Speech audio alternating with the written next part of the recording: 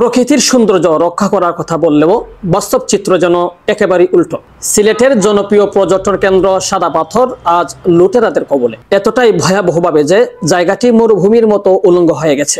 স্থানীয়দের ভাষায় এ যেন ক্ষুধার্ত নর পিশাচের দল প্রাকৃতিক বুক ছিঁড়ে খাচ্ছে।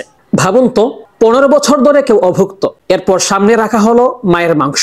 আপনি কি খাবেন? কখনোই না। শুনতে শিউরে উঠলেও সিলেটের পাথর এলাকায় ঘটছে এমনই এক নির্মম বাস্তবতা, যেখানে মা বলতে বোঝানো হচ্ছে প্রকৃতিকে।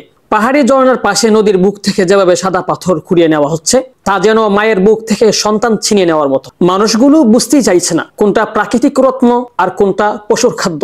গত কয়েক মাস ধরে সাদা পাথরের রূপ যেন দিনে দিনে বিলীন হয়ে যাচ্ছে। এরা বিগত 16 বছরের ক্ষুধা মেটাতে এখন ভাতের বদলে পাথর খাচ্ছে। প্রতিদিন শত শত ট্রলি, ট্রাক আর নৌকায় পাথর তুলে নিয়ে যাওয়া হচ্ছে বিভিন্ন স্থানে। পর্যটন স্পটের পানির স্বচ্ছলতা নষ্ট হয়ে গেছে বটে, বালি ও ধুলায় ঢাকা পড়ছে আশপাশের সবুজ প্রাকৃতি।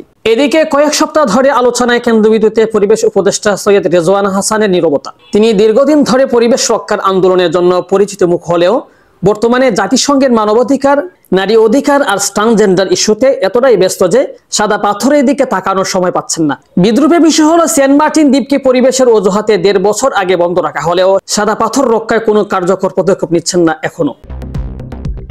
আওয়ামী লীগের শাসন আমলেও জাফলং, বিছানাকান্দি ও সাদা পাথর থেকে পাথর উত্তোলন করা হতো, তবে তা সীমিত আকারে ও গোপনে। কিন্তু সরকার পতনের পর যেন প্রকাশ্যে ঘোষণা দিয়ে শুরু হয়েছে লুটপাট।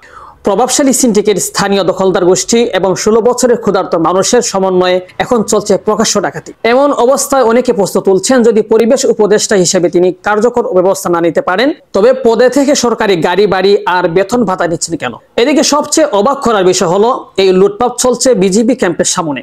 বারবার সমালোচনা হলেও স্থানীয় শাসন, কেন্দ্রীয় সরকার, এমনকি আইন শৃঙ্খলা বাহিনীর পক্ষ থেকেও কোনো ধরনের প্রতিরোধ দেখা যাচ্ছে না। স্থানীয় জনগণ রহস্যজনকভাবে নীরব, কেউ প্রতিবাদ করছে না কোনো সংগঠিত প্রতিরোধ।